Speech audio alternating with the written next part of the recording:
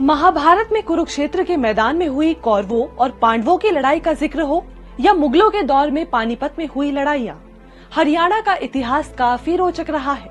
लेकिन क्या आपने कभी ये सोचा है कि इस राज्य का नाम हरियाणा ही क्यों पड़ा? हरियाणा की कहानी सीरीज के पहले एपिसोड में जानेंगे हरियाणा के राजाओं के किस्से और वैदिक काल में इसके नाम का जिक्र कब और कहां मिलता है।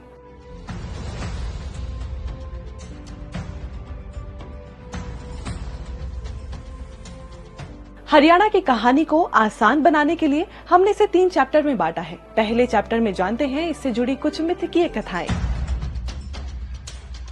पहली कथा राजा कुरु से जुड़ी। हिंदू माइथोलॉजी के वामन पुराण के अनुसार मध्य वैदिक काल में राजा कुरु ने शिव के दिए सोने के हल से 7 कोस जमीन पर हल चलाकर कुरुक्षेत्र बसाया, जो बाद में हरियाणा बना। कुछ कथाओं के मुताबिक 5000 साल पहले कुरुक्षेत्र में महाभारत युद्ध हुआ था, जहां कृष्ण ने अर्जुन को गीता का उपदेश दिया।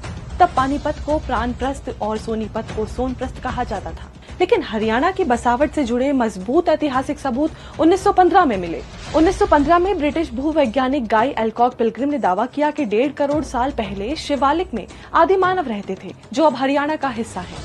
हरियाणा से जुड़े कई किस्से इतिहास में दर्ज हैं। दूसरे चैप्टर में जानते हैं यहाँ राज करने वाले कुछ राजाओं के चर्चित किस्से। दिल्ली सल्तनत और मुगल काल में हरियाणा को दिल्ली का सूबा कहा जाता था। यहाँ 3 ऐतिहासिक लड़ाइयाँ तराइन, पानीपत और करनाल की लड़ाई लड़ी गई थी। हरियाणा में कई बड़ी रियासतें थी जिन पर अलग अलग समय में पंजाब और दिल्ली सूबे के राजाओं ने शासन किया था।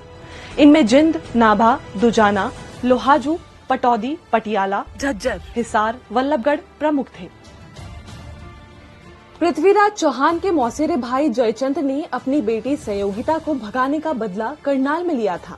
संयोगिता पृथ्वीराज को पसंद करती थी, इसलिए स्वयंवर में उन्होंने पृथ्वीराज की मूर्ति पर जयमाला डाली, जिसके बाद पृथ्वीराज उसे कन्नौज से भगाकर दिल्ली ले गए। इसी बीच साल 1191 में मोहम्मद गौरी ने तराइन में हमला किया और हार गया, लेकिन उसने 1192 में। पूरा वीडियो देखने के लिए डाउनलोड करें दैनिक भास्कर ऐप।